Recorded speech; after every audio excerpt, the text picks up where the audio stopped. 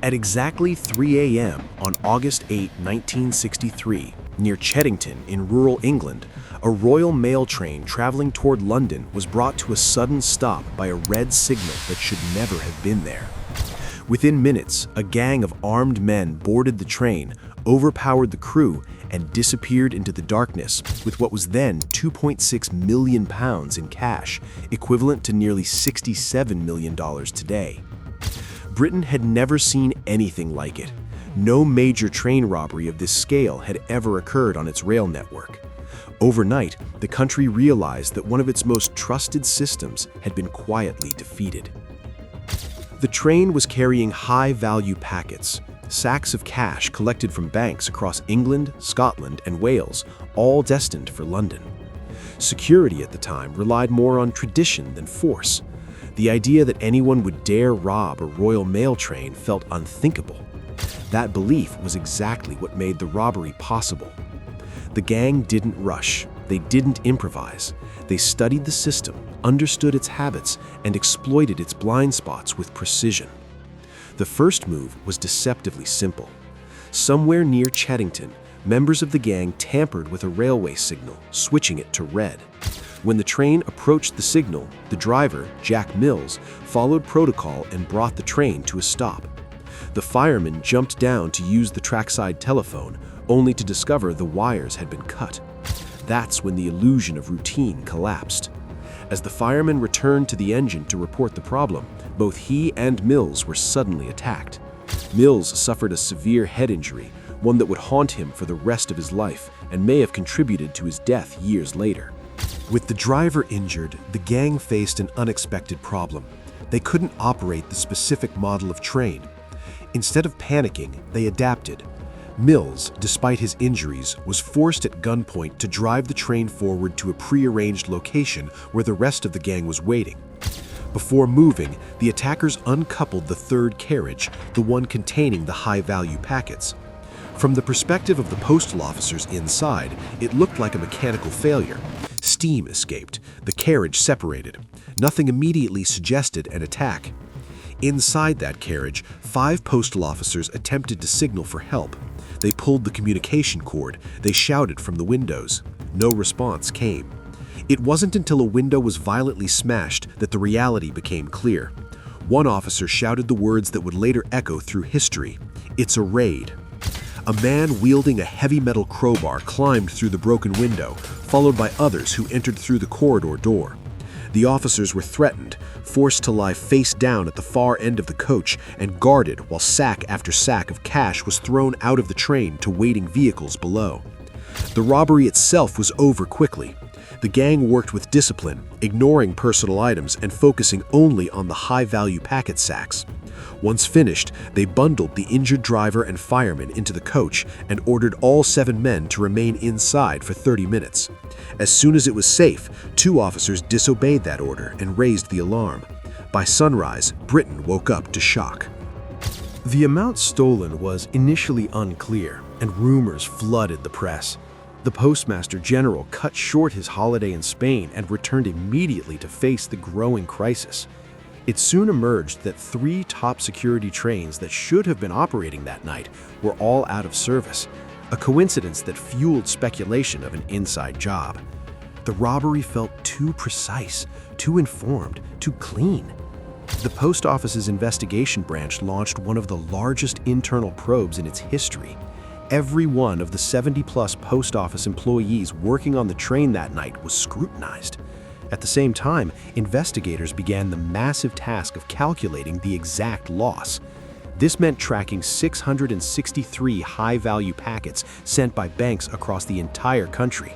When the count was complete, the figure stunned everyone.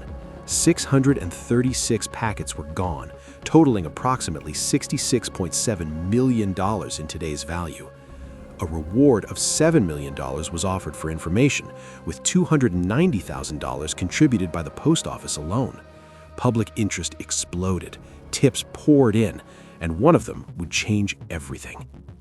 In the days after the robbery, while Britain obsessed over how such a crime was even possible, the gang had already vanished into the countryside. Their hideout was a remote farmhouse known as Leatherslade Farm, tucked away near Oakley in Buckinghamshire. It was isolated, quiet, and perfect for what they believed would be a short cooling-off period before disappearing forever. Inside, they stacked the stolen cash, counted it carefully, and began planning how to divide and launder one of the largest hauls in British criminal history. For a moment, it looked like they had beaten the system completely. What destroyed them wasn't technology or brilliant police work. It was arrogance. Inside the farmhouse, the gang relaxed. They celebrated. They ate together. They played cards. They handled the money without gloves. They left behind food wrappers, cigarette butts, and fingerprints on everyday objects. Most critically, they brought in a monopoly board to pass the time, a decision that would later become infamous. In their minds, the danger had passed. The train robbery was already history. No one knew where they were. The countryside felt invisible. Meanwhile, the police were working backward from one simple assumption. A crime this precise required planning, and planning required space. Investigators focused on farms, warehouses, and abandoned properties within driving distance of the robbery site. Tips from the public poured in after the massive reward was announced. One local resident reported suspicious activity around Leatherslade Farm, unfamiliar vehicles, unusual noise, people coming and going at odd hours. When police raided the farmhouse, the gang was already gone, but they didn't need the criminals anymore. The place was a forensic gift. Food left on plates, bedding still warm, tools matching those used in the robbery, and fingerprints everywhere. On bottles, on doors, on the Monopoly pieces used during their downtime. Forensic science in the early 1960s wasn't what it is today, but fingerprints were enough. Slowly, names emerged. One by one, members of the gang were identified, tracked, and arrested. Some were caught within weeks, others fled abroad. A few tried to hide under new identities, believing distance would protect them. It didn't. The publicity was too intense. Faces were plastered across newspapers. Every arrest fueled the next lead. The image of a perfectly disciplined gang collapsed as confessions, betrayals, and sloppy mistakes surfaced. The trials shocked the public almost as much as the robbery itself. Sentences were severe. Several gang members received 30 years in prison, punishments usually reserved for violent offenders. The courts wanted to send a message. Exploiting national infrastructure at this scale would not be tolerated. Public sympathy evaporated when details of the violence against the train driver emerged. This wasn't seen as a clever heist anymore. It was seen as an attack on the country's sense of safety.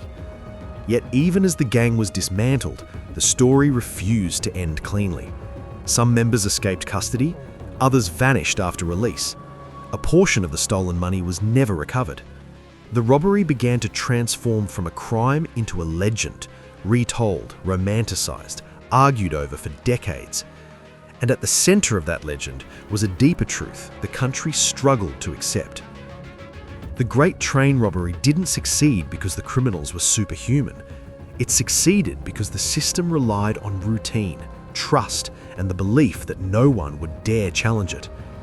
The red signal worked because it was obeyed. The telephone failed because no one imagined it would be sabotaged. The train stopped because it followed the rules. As the arrests mounted and the trials concluded, the Great Train Robbery entered a second, stranger phase, one where punishment didn't bring closure and the story refused to stay contained inside prison walls. Several members of the gang were locked away under some of the harshest sentences Britain had handed down for non-murder offences. But even behind bars, the robbery kept evolving.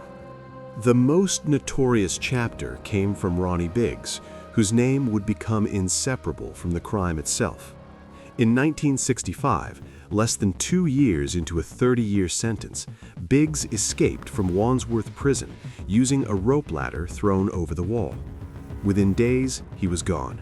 First to Paris, where he underwent plastic surgery, then onward to Australia, and eventually Brazil.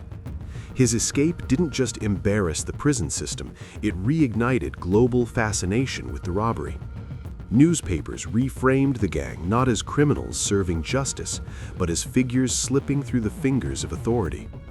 Other members attempted escapes too, some successful, others disastrous. Each attempt reinforced the sense that the robbery had never really ended.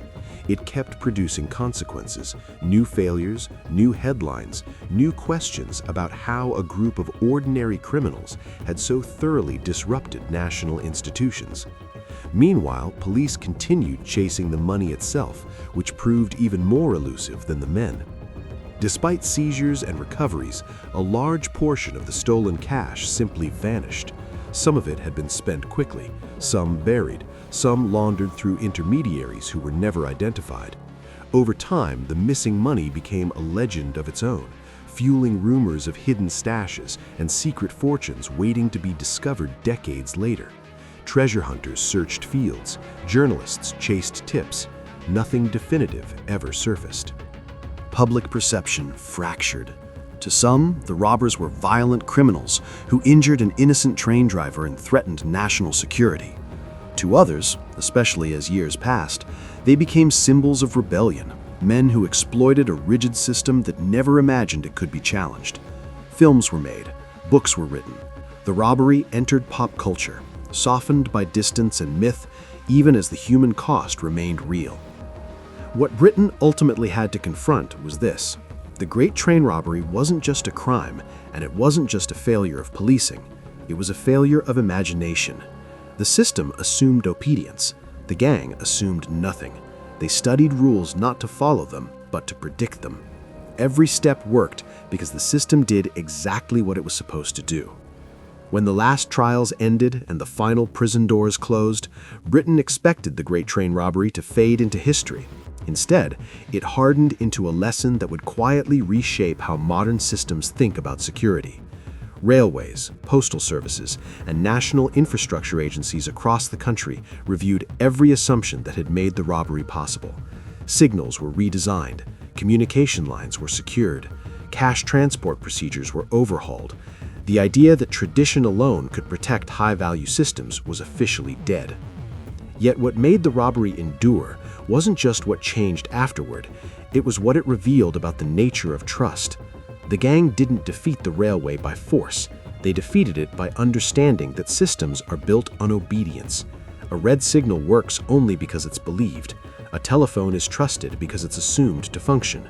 A routine becomes invisible because it happens every day. The robbers didn't need advanced technology or insider access. They needed patience, planning, and the courage to exploit rules no one thought could be misused. Over time, the robbery's mythology grew larger than the crime itself.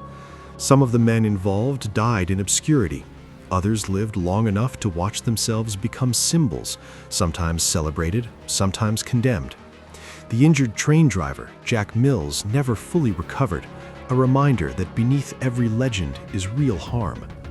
The missing money remained mostly unrecovered, locked somewhere between truth and rumor. What endures is not the cash, the fame, or the escapes, but the uncomfortable reality exposed that night in August 1963. Complex systems don't collapse because they're weak, they collapse because they're predictable. The Great Train Robbery mattered because it proved that even the most trusted national infrastructure could be turned against itself by people willing to think differently. More than 60 years later, that lesson still echoes wherever systems rely on habit, routine, and the belief that no one would dare to challenge them. That is why the Great Train Robbery was never just a robbery. It was a warning.